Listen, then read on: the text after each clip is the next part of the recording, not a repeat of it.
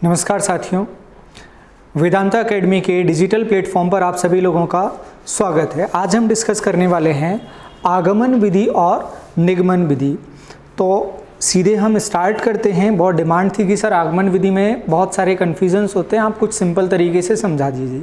तो एक सिंपल तरीके से बिल्कुल कोशिश की है सिंपलेस्ट बने, तो स्टार्ट करते हैं अपन। आगमन विधि और निगमन विधि। आगमन विधि जो छोटी क्लासेस होती हैं उनमें पढ़ाने के लिए सब सर्वाधिक प्रयोग में लाई जाती है। मनोवैज्ञानिक विधि होती है। मनोवैज्ञानिक इसलिए बोला जाता है क्योंकि ये बच्चों के दिमाग को, इंटरेस्ट को, रुचि को ध्यान में रखकर इस पर काम किया जाता है। अब इसमें होता क्या है, इसमें एग्जाम्पल्स दिए जाते हैं, उसके आधार पर नियम बताए जाते हैं। तो इस विधि के कुछ शिक्षण सूत्र भी होते हैं, वो शिक्षण सूत्र हम देखेंगे और इसकी थ्योरी पर हम चलेंगे। पहले कुछ थ्योरी देखते हैं क्या है इसमें। इस विधि के अंतर्गत प्रत्यक्ष अनुभव उदाहरणों द्वारा निष्कर्ष निकलवाए जाते हैं। फिर समस्या का समाधान करने के लिए पूर्व ज्ञान के आधार पर उचित सूझबूझ तर्क शक्ति का सहारा लिया जाता है। एक जैसी अनेक समस्याओं को लेकर अध्ययन किया जाता है। सभी एक समान समस्याओं के समाधान कार्य प्रणाली तथा परिणामों का उचित प्रकार से अध्ययन करके फिर एक निश्चित निष्कर्ष तक पहुंचा जाता है। इस पूरी कहानी को आप पढ़ लेना। इसको छोड़ते हैं अपन, बिल्कुल सिंपल फॉर्मेट में बताया जाएगा। अपन चलते हैं एग्जाम के जो की पॉइंट्स हैं, जो सीधी सीधी लाइन पूछ लेता है, वो क्या है और क्यों है। जैसे प्रत्यक्ष से प्रमाण की ओर इस विधि में उदाहरण लिए जाते हैं। 4 उदाहरण, 3 उदाहरण हमने लिए और सूत्र की तरफ हम आगे बढ़ते हैं। उदाहरण के तौर पर जैसे आप लोगों से यहाँ पर बोला गया कि एक काम करो, विषम संख्याओं का फॉर्मूला, विषम संख्याओं के योग का फॉर्मूला आपको निकालना सिखाया जाता है। आपसे बोला गया पहली 2 विषम संख्याओं का योग बताओ। आप बोलोगे सर 1 और 3 4 हो जाएगा। फिर हम बोलेंगे पहली 3 विषम संख्याओं का योग बताओ। तुम बोलोगे सर 1 और 3 4 और 5 9 हो जाएगा। फिर हम बोलेंगे पहली विषम संख्या का योग बताओ। आप बोलोगे सर 1 विषम संख्या का योग 1, 2 विषम संख्याओं का योग 4, 3 विषम संख्याओं का योग 9। मतलब जितनी विषम संख्या उसका वर्ग में क्या आ रहा है, हमारा आंसर आ रहा है। पहली स्थिति, दूसरी स्थिति, तीसरी स्थिति, हमने 3 एग्जाम्पल लेके तीनों को मिलाकर देखा तो हमें एक रिजल्ट मिल गया। यही होता है आगमन विधि और बहुत इंटरेस्टिंग विधि होती है जब हम खुद सूत्र निकालना सीख जाते हैं। इसलिए इसे मनोवैज्ञानिक विधि कहा जाता है। तो इसमें हमने लिया क्या, प्रत्यक्ष लिया। हमें पता था 1 का योग 1, 1 और 3 का योग 4, 1, 3 और 5 का योग 9। तो प्रत्यक्ष से हम किसकी तरफ चले, प्रमाण की तरफ चले, फॉर्मूले की तरफ चले। उदाहरण लिया और हमने एक नियम बना दिया, जितनी संख्या है उसका वर्ग में आने वाला है उसका आंसर। फिर अगला मूर्त से अमूर्त की तरफ। मूर्त मतलब पहले से सेट संख्याएं हमारे पास थी और उसके आधार पर अमूर्त जो आंसर था, जनरल जो आंसर था, वो हमने निकाला। विशेष से विशेष मतलब खास संख्याएं लेकर आपने एक सामान्य फॉर्मूला निकाल दिया, n², जितनी संख्याएं उसका वर्ग। तो ये हो जाते हैं इसके, इन्हें बोला जाता है शिक्षण के सूत्र या आधार। इनको बोला जाता है कि इन विधि में ऐसा, इस विधि में ऐसा किया जाता है। जब नियम एवं सूत्र का निर्माण हो जाता है तो अन्य ऐसे ही प्रश्नों का समाधान ढूंढने की इनके लिए क्या ली जाती है, सहायता ली जाती है। जब हम इसको ही उल्टा कर देते हैं, इसको बिल्कुल उल्टा कर देते हैं एक सूत्र के आधार पर। अब देखो यहां से अपन को पता चल रहा है, अपन ने एक एग्जाम्पल लिया, दूसरा एग्जाम्पल लिया, तीसरा एग्जाम्पल लिया। यहां तो बहुत छोटा सा क्वेश्चन था, अगर यही क्वेश्चन बड़ा हो जाता तो समय इसमें ज्यादा लग जाता। मतलब ये कैसी विधि है, टाइम टेकिंग विधि है, इंटरेस्टिंग है, टाइम टेकिंग मेथड है ये, इसमें टाइम लगता है। इसको अगर पलट देंगे तो बन जाएगा निगमन विधि। तो निगमन विधि में टाइम कम लगेगा, हमारे पास फॉर्मूला होगा, हम तमाम आंसर्स निकाल पाएंगे। तो अभी अपन चलते हैं इसमें, इसके बिल्कुल अपोजिट निगमन होगा, यहां पर इंडिकेट किया जा रहा है। इसके उदाहरण बताए गए हैं कि पहाड़े बनाना इससे सिखा दिया जाता है।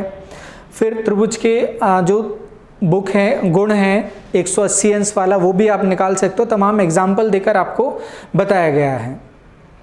अब चलते हैं आगमन विधि की विशेषताओं पर। विशेषताएं क्या होती है? इससे प्राप्त ज्ञान स्थायी एवं उपयोगी होता है। आपने खुद करके सीखा है और खुद किया गया ज्ञान हमेशा स्थायी होता है। अगला मनोवैज्ञानिक है, आपको मजा आया, आपकी साइकोलॉजी से तैयार किया गया मेथड है।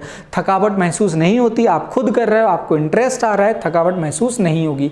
ये तीनों चीजें हमेशा जुड़ी हुई रहती हैं, इनको कभी भी अलग करके नहीं देखा जा सकता।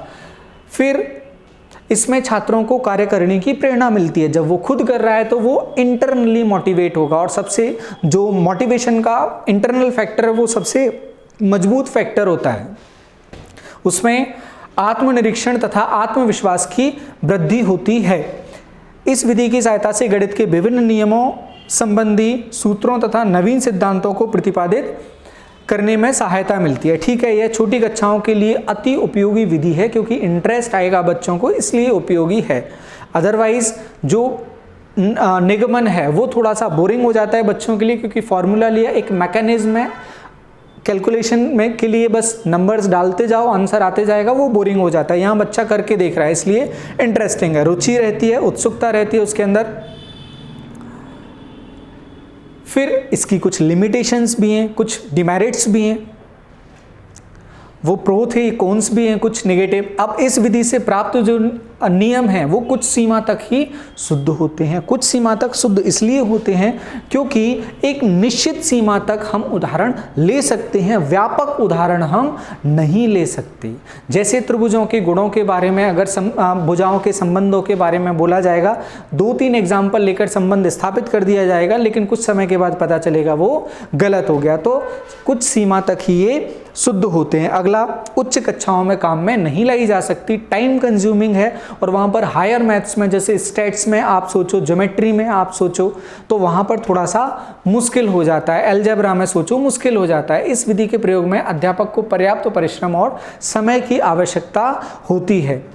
केवल अनुभवी अध्यापक ही ऐसा कर सकते हैं। केवल नियम का इससे पता चलता है, हमें उसके आसपास की चीज़ें, कंडीशंस के बारे में कुछ भी हमें पता नहीं चलता। नियमकरण, सामान्यकरण के लिए उदाहरणों का चयन एवं प्रस्तुतिकरण, जैसे आपको अभी क्या उदाहरण दिया गया विषम संख्याओं का योग निकालने का, तो वैसे ही टीचर को निपुण होना चाहिए। एग्जाम्पल्स जो हैं उनका सेट बहुत छोटा हो जाता है नियम बनवाने के लिए। लास्ट है, इसमें जो पढ़ाने की गति है वो अत्यंत धीमी हो जाती है। अगर इस गति से चला जाएगा तो जो हमारा सिलेबस लिया गया है स्कूल का, जिस क्लास में अपन पढ़ा रहे हैं उस क्लास का सिलेबस पूरा नहीं हो पाएगा। तो ये थी अपनी आगमन विधि।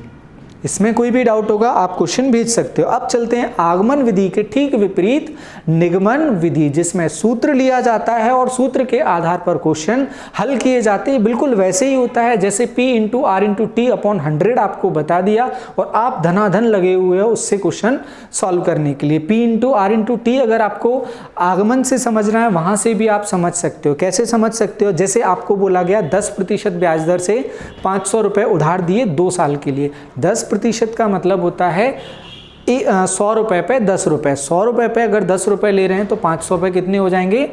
50 रुपये हो जाएंगे। वो 50 रुपये कितने साल के? 1 साल के। तो 2 साल के कितने रुपए? 100 रुपये। तो इस तरह से P × R/T/100 करके निकाला जा सकता है। यहाँ अपने पास प्रोजेक्टर का बोर्ड है, ये बेकार हो जाएगा, इस पर अपन रफ वर्क नहीं कर सकते, तो बस फॉर्मूला निकाल सकते हैं और आपने उसका सीधा उपयोग किया है। वो कौन सी विधि से किया है? आपने निगमन विधि से यूज किया है। चलो देखते हैं क्या है इसमें, थ्योरेटिकल पार्ट क्या है। इसके जो शिक्षण सूत्र हैं वो देखेंगे। ये आपको पूरी कहानी जो प्रपंच लिखा हुआ है ये आपको मिल जाएगा नोट्स में, आप आराम से पढ़ना। अपने पढ़े हुए से आगे ये कुछ भी नहीं होगा। इस विधि के सूत्र निम्नलिखित हैं। सामान्य से विशिष्ट की ओर, सामान्य मतलब फॉर्मूला और विशिष्ट मतलब एग्जाम्पल जो हमने लिया है, आंसर जो हमारा आ रहा है, खास आंसर 50, 60, 90, 100 जो भी आ रहा है वो क्या है? विशिष्ट है, निश्चित है। नियम से उदाहरण, नियम आपने लिया, एग्जाम्पल सॉल्व आप कर रहे हो। सूक्ष्म से स्थूल की ओर, मतलब आपने एक छोटा लिया फॉर्मूला लिया, उससे सारे एग्जाम्पल्स, इतने सारे सेट्स आप सॉल्व कर पा रहे हो। फिर अमूर्त से मूर्त की तरफ, अमूर्त मतलब आपने P × R/T/100 लिया। इसमें आपको पता क्या है? P, R और T नहीं पता क्या है। जैसे ही एग्जाम्पल आएगा आपको पता चल जाएगा P की जगह ये, R की जगह ये, T की जगह, और एक फाइनल आंसर आ जाएगा। मतलब अमूर्त था आपके पास, कहाँ पहुंच जाओगे आप? फाइनली पेज के नीचे मूर्त पर पहुंच जाओगे। तो ये होते हैं इसके शिक्षण सूत्र। तो इन शिक्षण सूत्रों को भी सीधा सीधा पूछा जा सकता है कि ये कहाँ किस विधि के सूत्र हैं। इसके एग्जाम्पल आपको दिए गए हैं, वो आप पढ़ना। अब अपन चलेंगे इसके प्रो और कॉन्स पर, इस विधि के गुण या विशेषताएं, फिर चलेंगे इसके लिमिटेशंस पर। अब इस विधि में विद्यार्थियों को सूत्र, विधि, नियम, निष्कर्ष को खोजना नहीं पड़ता, रिसर्च नहीं करनी पड़ती, एनालिसिस नहीं करना पड़ता। हाँ, एक बात और, एक पॉइंट जो छूट गया वो था आगमन एक किसकी विधि है? रिसर्च की विधि है, खोज की विधि, और ये खोज की विधि नहीं है, ना ये वैज्ञानिक विधि होगी। इस विधि में ज्ञात सूत्रों की उपयोगिता का क्षेत्र बहुत व्यापक होता है, जो नंबर ऑफ फार्मूलाज होते हैं वो तमाम होते हैं। आप पूरा मैथ्स, जो हायर मैथ्स है, कम लेवल का, आप पूरा फॉर्मूले के बेसिस पर सॉल्व कर सकते हो। नवीन समस्याओं को हल करने के लिए यह विधि अत्यंत उत्तम है। नए जो क्वेश्चंस आ जाते हैं उनके लिए बहुत अच्छी है। फिर नियम या सूत्र पहले से पता होते हैं तो प्रश्नों को हल करने में सुविधा होती है, आसानी होती है, गति तीव्र हो जाती है, तेज हो जाती है, आपको फॉर्मूला निकालना नहीं है, पहले से रखा है। इससे स्मरण शक्ति विकसित होती है कि P×R×T/100 आपको अभी भी याद है स्कूल का, तो स्मरण कहीं ना कहीं उससे तेज हो रहा है।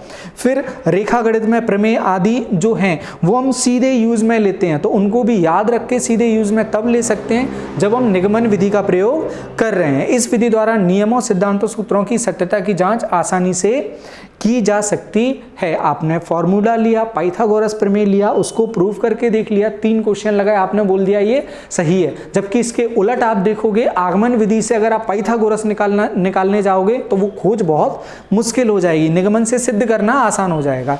इस विधि का प्रयोग से छात्र अभ्यास कार्य शीघ्रता और आसानी से कर सकते हैं। आपका जो होमवर्क होगा वो आप जल्दी सॉल्व कर लोगे, नहीं तो आगमन से आप 2-4 दिन में 1 दिन का काम कर पाओगे, वापस स्कूल नहीं जाओगे और परेशानी खड़ी हो जाएगी। यह विधि और आगमन विधि से अगर पूरा सिलेबस पढ़ाया तो पता चला एक जो क्लास है वो 5 साल में ही पूरा हो रहा है मैथ्स, तो आगमन विधि से पूरा नहीं पढ़ाया जा सकता। यह विधि संक्षिप्त होने के साथ साथ व्यवहारिक भी है, मतलब हम इसे यूज में ले सकते हैं, व्यवहारिक होने का मतलब ये। अब इस विधि के दोष या सीमाएं क्या होंगी? इस विधि से अर्जित जो ज्ञान होता है वो स्थायी नहीं होता है, चूंकि आपने खुद करके नहीं देखा है, आपको पका हुआ फॉर्मूला मिला तो हो सकता है आप कल तक भूल भी जाओ, उसको बार बार रिवाइज करते रहोगे तब वो याद होगा, तो ज्ञान स्थायी नहीं होता। उसके जो कंडीशंस होती हैं वो क्लियर नहीं होती। यह विधि छोटी कक्षाओं के लिए उपयोगी नहीं हो सकती, क्योंकि बच्चा खुद करके नहीं देखता, उसको फॉर्मूले में वैल्यू पुट करना है तो उसके लिए इंटरेस्टिंग नहीं होता। ये रटने पर अधिक बल देती तथा विद्यार्थियों को तर्क अन्वेषण करने के अवसर प्राप्त नहीं होते। नया उसे कुछ भी करने को नहीं मिलता, आपको बस फॉर्मूले में वैल्यू पुट करनी होती है, तो वो मजा नहीं आता। मनोवैज्ञानिक नहीं होता, मनोवैज्ञानिक नहीं होगा, बोरिंग हो जाएगा। और इसको करने के लिए बच्चे को कहीं भी प्रॉब्लम जाती है वो सिर्फ क्या करेगा, अपनी टीचर की तरफ देखेगा। अच्छा सर